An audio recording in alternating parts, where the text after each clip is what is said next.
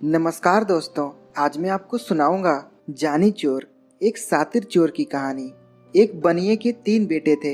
एक बार जब बनिया बीमार पड़ा तो उसने तीनों लड़कों को बुलाकर पूछा कि तुम लोग क्या करना पसंद करोगे, किस तरह की जिंदगी बिताओगे। बड़े लड़के ने कहा कि वह दुकान से ही गुजारा कर लेगा। छोटा बोला कोई अच्छा सा व्यापार कर लूंगा। लल्लू जो कि सबसे छोटा था बोला मैं तो चोरी करूंगा। एक बार कहीं तगड़ा हाथ पड़ जाए तो वर्षों तक कुछ करने की जरूरत नहीं पड़ेगी। उसकी बात सुनकर बनिए को बहुत दुख हुआ।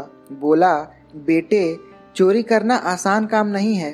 पकड़े गए तो मार मार कर भूरता बना दिया जाता है। उसके लिए अक्ल की बड़ी जरूरत है। लड़का बोला इतनी अक्ल तो मुझ में है, चाहे तो इम्तिहान ले सकते हैं। बनिए ने कहा तो तुम्हें दिल्ली जाकर अकबर बादशाह का घोड़ा चुराना होगा, जिसे पिछले दिनों काबुल से मंगाया गया है। यदि 1 हफ्ते के अंदर तुम घोड़े को ले आए तो मुझे विश्वास हो जाएगा कि तुम्हारे में अक्ल की कमी नहीं है।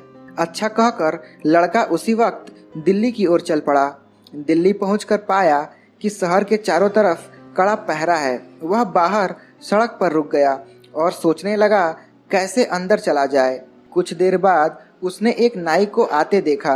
पास आने पर पूछा भाई कहाँ जा रहे हो। नाई ने बताया वह रोज हजामत करने शहर जाता है, यही उसका धंधा है।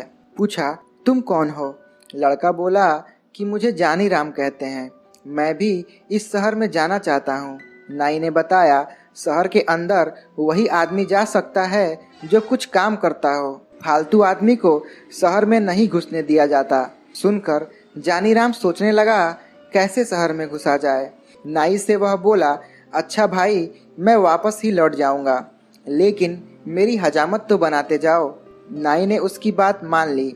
बोला बैठ जाओ। जानी राम बैठ गया, किंतु पानी न होने के कारण हजामत कैसे बनती। तभी जानी राम ने दूर एक तालाब की ओर इशारा किया। बोला वहां से कटोरी में पानी भर लाओ, तभी हजामत बनेगी। नाई ने अपनी पेटी वहीं रख दी और पानी लेने चला गया। अब क्या था, जानी राम ने पेटी को कंधे पर लटकाया और अपने को नाई बताकर तेजी से शहर के अंदर घुस गया। शहर पहुंचकर वह एक भटियारी के पास रहने लगा। धीरे धीरे उसने भटियारी को काबू में कर लिया। उससे बोला अगर तू होशियारी से मेरा काम करती रहेगी तो तुझे रोज एक असरफी दूंगा। बुढ़िया राजी हो गई तो उसने बताया कि आज से मेरा नाम जानी चोर है। किसी को पता नहीं चलना चाहिए कि जानी चोर कहाँ रहता है। अगले दिन उसने एक पर्चा लिखकर बुढ़िया को दिया कि उसे ले जाकर दरबार में डाल दे। पर्चे में लिखा था बादशाह सलामत, जानी चोर इस शहर में आ चुका है, वह आपके काबुली घोड़े को चुरा लेगा। बुढ़िया ने वह पर्चा अपने तोते को दिया और तोता उसी वक्त पर्चे को दरबार में डाल आया। बादशाह ने पर्चा पढ़ा तो चकित रह गया। जानी चोर की यह हिम्मत, ससुरे को घोड़े की पूंछ से न बंधवा दिया तो कहना। बादशाह ने ऐलान कर दिया कि आज रात को जो हमारे घोड़े की रखवाली करेगा उसे 500 रुपए इनाम में दिए जाएंगे। सुनकर एक लालची सुनार दरबार में पहुंचा और घोड़े की रखवाली का काम ले लिया। बुढ़िया से जानी चोर को जब मालूम हुआ कि सुनार ने घोड़े की रखवाली की जिम्मेदारी ली है तो उसने बुढ़िया से पूछा सुनार के घर में और कौन कौन है। बुढ़िया ने बताया कि उसके माता पिता, भाई बहन सभी हैं। उसका एक लड़का जवान है जो नौकरी करने परदेश गया है और कई वर्षों से घर नहीं लौटा। जानी चोर खुश होकर बुढ़िया से बोला कि अब काम बन जाएगा। तू लोहा, पीतल और गिलट के कुछ टुकड़े जमा कर उसकी एक पोटली बना ले। बाहर से सुंदर रेशमी कपड़ा लपेट देना। बुढ़िया ने वैसा ही किया। शाम के वक्त जानी चोर ने पोटली बगल में रखी और सुनार के घर जा पहुंचा। घर पर उस रात सुनार की घरवाली और उसके लड़के की बहू थी। जानी चोर ने दरवाजा खटखटाया और माँ को पुकारा। सुनार की घरवाली बुढ़िया हो चुकी थी, आंखों से साफ साफ दिखता नहीं था। आवाज सुनते ही उठ बैठी, बहू को भी जगा दिया। अरे मेरा सुमेर आ गया। बहू उठ, देख तो इतने दिनों के बाद सुमेर लौटा है। बहू भी उठ खड़ी हुई। माँ ने बेटे को गले लगाया। बोली अब तो तेरी आवाज, रंग रूप सब कुछ बदल गया है मेरे लाल। हाँ माँ, 12 वर्ष में तो तुम भी बदली बदली सी लग रही हो। पास ही बहू घूंघट काढ़े खड़ी थी। जानी चोर ने पिता के बारे में पूछा। मालूम हुआ कि वे आज पहरे पर गए हैं। शहर में जानी चोर आया है। वह बादशाह के घोड़े को चुराना चाहता है। रात में बहू ने बढ़िया खाना बनाकर उसे खिलाया। माँ अपने कमरे में सो गई। वह भी बहू के साथ कोठे पर जा पहुंचा। देर तक उन दोनों में बातचीत होती रही। अंत में बहू ने पूछा, अपने माता पिता के लिए तुम बहुत सा रुपया कमा कर लाए हो, मेरे लिए भी कुछ लाए हो? जानी चोर मुस्कुराया और पोटली को खनखनाता हुआ बोला, यह देखो, इस बार तुम्हारे लिए बहुत कुछ लाया हूँ। उन चीज़ों से भी बढ़कर है जो कि तुम अपने मायके से लाई हो। जरा लाना तो उन चीज़ों को इनके मुकाबले की है भी या नहीं। बहू बहुत प्रसन्न हुई। अपने सारे जेवर लाकर रख दिए। तभी उसे याद आया। बोली, अपना नौलखा हार तो मैं लाई नहीं, वह दूसरे कोठे पर रखा है। ठहरो, उसे भी लेकर आती हूँ, कहकर वह दूसरे कोठे पर जा पहुंची। जानी चोर ने सोचा कि भगवान ने उसे अच्छा मौका दिया है, इसे खोना नहीं चाहिए। उसने संदूकची उठाई और चार दीवारी से कूदकर चंपत हो गया। सारा जेवर लाकर उसने भटियारी को सौंप दिया। अगले दिन घर लौटने पर जब सुनार को इस बात का पता चला तो उसकी बोलती बंद हो गई। कहाँ 500 के इनाम मिलने की खुशी थी और कहाँ हजारों की चपत पड़ गई। उसने सोचा कि यह जानी चोर का ही काम है। वह रोता तड़पता बादशाह के दरबार में पहुंचा और अपनी कहानी सुनाई। सुनकर बादशाह को आश्चर्य हुआ। सोचने लगा, चोर ही नहीं, वह साथ साथ उस्ताद भी है। किस तरह उससे अपने घोड़े की रक्षा की जाए। दूसरे दिन फिर दरबार में चिट्ठी आ गिरी। इसमें भी घोड़े को चुराने की बात लिखी थी। चिट्ठी पढ़कर बादशाह ने घोड़े पर कड़ी निगरानी रखने को कह दिया। इनाम की राशि 500 से बढ़ाकर 1000 कर दी। इस बार घोड़े की रखवाली के लिए कोई तैयार न हुआ। लोग सोचने लगे कहीं इनाम के चक्कर में घर का माल भी न चला जाए। किंतु शहर के कोतवाल से न रहा गया। वह मूंछों पर ताव देता हुआ बोला, अब उस बदमाश को मैं देखूंगा, पकड़कर बांध न दिया तो कहना। जानी चोर ने भटियारी से फिर पता किया कि इस बार पहरे पर कोतवाल साहब आए हैं। उसने दुल्हन जैसे कपड़े पहन लिए और एक थाली में धूप बत्ती जलाकर मंदिर की ओर चल पड़ा।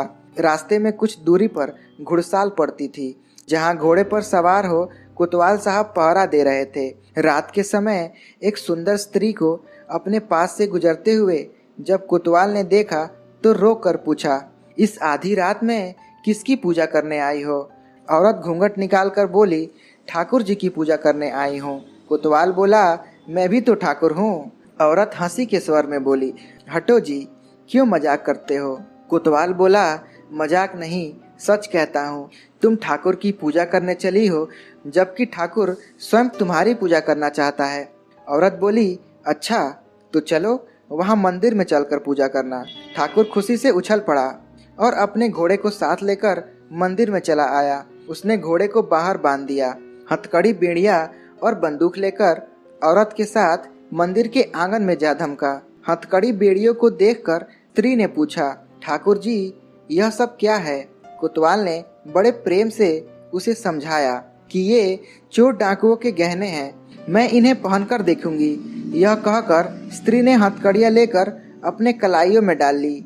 उसकी कलाइयों से हथकड़ियाँ निकालते हुए कोतवाल बोला, यह तुम्हारे पहनने की चीज नहीं है, तुम्हारी कोमल कलाइयाँ इससे बल खा जाएंगी। स्त्री ने हट की, नहीं जी, मैं इन चीजों को पहनकर देखना चाहती हूँ कि कैसे पहनी जाती है।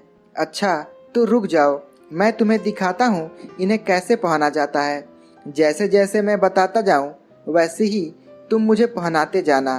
कहकर उसने अपने हाथों में हथकड़ी और पैरों में बेड़ियां डलवा ली। फिर मुस्कुराता हुआ बोला, देख लिया, इस तरह पहना जाता है, अब इन्हें खोल दो। कोतवाल की बात सुनकर स्त्री जोर से हंस दी। उसने अपनी नकली वेशभूषा को अलग किया और बंदूक उठाकर कोतवाल की छाती पर रख दी। पूजा करोगे बरखुरदार? जानी चोर की पूजा करना क्या आसान समझा है? जानी चोर का रूप देखते ही कोतवाल की होश उड़ गए। गिड़गिड़ाता हुआ बोला, भाई इस बार माफ कर दो, आगे से कभी तुम्हारे आड़े नहीं आऊंगा। किंतु जानी चोर कब सुनने वाला था। उसने कोतवाल को एक रस्सी में बांध लिया, उसके मुंह में कपड़ा ठूस कर घोड़े पर बिठाया और बादशाह के महल के आगे फेंक कर चंपत हो गया। सवेरा होते ही शहर में हलचल मच गई। जानी चोर ने कोतवाल की वह दशा बनाई जो आज तक कभी न बनी थी। लोग जानी चोर के नाम से थर थर कांपने लगे। दरबारियों को लगा कि अब उसके हाथों से घोड़े को बचाना मुश्किल है। दाव लगने पर वह घोड़े को अवश्य ही उड़ा लेगा। दरबार में फिर पर्चा आ गिरा जिसमें काबुली घोड़े को जल्दी ले भागने की बात लिखी हुई थी। इस बार 5,000 रुपये इनाम रखने पर भी कोई रखवाली के लिए तैयार न हुआ। बादशाह को बड़ी चिंता हुई कि किस तरह घोड़े की रक्षा की जाए और जानी चोर को जिंदा पकड़ा जाए। कोई उपाय न सूझा तो बादशाह ने स्वयं निश्चय किया कि वे अपने हाथों चोर को पकड़ेंगे। सोचकर बादशाह उसी काबुली घोड़े पर बैठकर पहरा देने लगा। जानी चोर ने पता लगा लिया कि इस बार स्वयं बादशाह पहरे पर हैं। वह एक बुढ़िया का रूप बनाकर मंदिर वाली सड़क पर जा बैठा और चक्की आगे रख अनाज पीसने लगा। सड़क के किनारे बुढ़िया को अनाज पीसते देख बादशाह ने पूछा, इस वक्त किसके लिए अनाज पीस रही हो? बुढ़िया हाँफती हुई बोली, क्या करूं सरकार, बुढ़ापा बहुत बुरा है और उससे भी बुरी चीज है गरीबी। दिन में मोहल्ले के बच्चे पगली कहकर चिढ़ाते हैं, इसलिए रात में यहाँ आकर काम करती हूँ। अभी अभी एक सिपाही आया था, पीसने के लिए गेहूं दे गया है, अभी आकर ले जाएगा। सुनकर बादशाह घोड़े से उतर पड़ा। पूछा, क्या नाम था उस सिपाही का? बुढ़िया ने माथे से पसीना पोंछा। बोली, नाम तो सरकार वह जानी जानी कुछ बता रहा था। बादशाह को विश्वास हो गया कि वही जानी चोर है। उसने बुढ़िया से पूछा, वह कितनी देर में लौट कर आएगा? बुढ़िया बोली, आता ही होगा सरकार। बादशाह ने सोचा, चोर को पकड़ने का इससे अच्छा मौका नहीं मिलेगा। वह बुढ़िया से बोला, तुम मेरे कपड़े पहन ले और मुझे अपने कपड़े दे ताकि मैं उसे पकड़ लूं। वह सिपाही नहीं चोर है, मैं उसे पकड़कर बादशाह के पास ले जाऊंगा। बादशाह ने अपने कपड़े पहनाकर उसे मंदिर के आंगन में भेज दिया, साथ ही अपना काबुली घोड़ा भी उसके हवाले कर दिया। स्वयं उसने बुढ़िया के फटे पुराने कपड़े पहन लिए और सड़क के किनारे बैठकर चक्की घुमाने लगा। हाथ में घोड़ा आते ही जानी चोर फूला न समाया। वह तुरंत घोड़े पर चढ़ा और एड़ लगाते हुए बोला, बादशाह सलामत, तुम चक्की पीसते रहो। जानी चोर यह भागा। बादशाह ने आवाज सुनी तो कलेजा धक रह गया। हाथ से चक्की छूट गई। वाह रे जानी चोर, तू तो अक्ल का पुतला निकला। उधर जानी चोर बादशाह की पोशाक में घर पहुंचा तो बनिए को विश्वास हो गया।